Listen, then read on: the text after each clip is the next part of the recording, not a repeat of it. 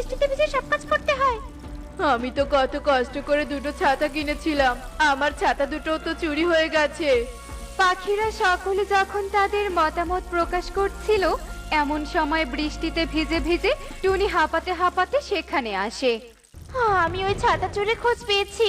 আমাদের ছাতা চুরি করেছে এক ডাইনি। আর সেই ডাইনি আমাদের ছাতা চুরি করে বনের দক্ষিণে এক বিশাল ছাতার ঘর তৈরি করেছে। আমাদের এক্ষুনি তান্ত্রিকের কাছে যেতে হবে। এরপর টুনির কথায় সব পাখিরা তান্ত্রিকের কাছে যায় আর তাকে সব ঘটনা খুলে বলে। ওই ডাইনি তো অনেক শক্তিশালী, ওর সাথে মোকাবেলা করা এত সহজ হবে না। তারপরেও আমি চেষ্টা করে দেখছি যদি ডাইনিকে বন্দি করতে পারি। এরপর তান্ত্রিক ওই ডাইনির ছাতার ঘরে যায় আর মন্ত্র পড়তে থাকে। কে রে, তুই বসে আমাকে বন্দি করতে মন্ত্র পড়ছিস? তবে রে দাঁড়া, তোকে আমি দেখাচ্ছি মজা। এই বলে ডাইনি এক ফুদিতেই চারপাশে ঝড় শুরু হয়ে যায় আর তান্ত্রিক ভয় পেয়ে সেখান থেকে পালিয়ে আসে। এ কি তান্ত্রিক বাবা, আপনি ফিরে এলেন যে? ডাইনিকে ধ্বংস করেছেন? ওই ডাইনিকে বন্দি করা সহজ নয়, তবে বুদ্ধি দিয়ে বশ করে বন্দি করতে হবে।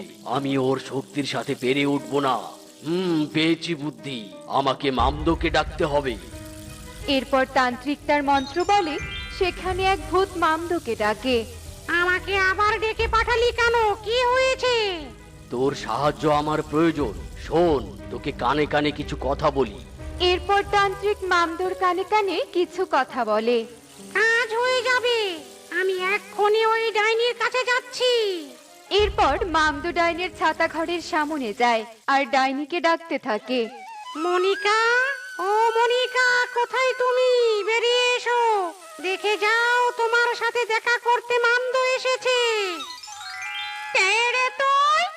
আমাকে এভাবে ডাকছিস কেন রে? বাহ, ছবির থেকেও তুমি যে বাস্তবে আরো বেশি সুন্দরী। ওগো, তুমি সুন্দরী অপরূপা ডাইনি। এমন রূপের ঝলক আগে কখনো দেখিনি গো। পাকা চুলে চাঁদের আলো করে ঝলমল, তোমায় দেখে হৃদয় আমার করে টলমল। ও মা গো মা, এত প্রশংসা আগে আমার কেউ কখনো করেনি। তুমি কে গো? আমি হলাম মামদো।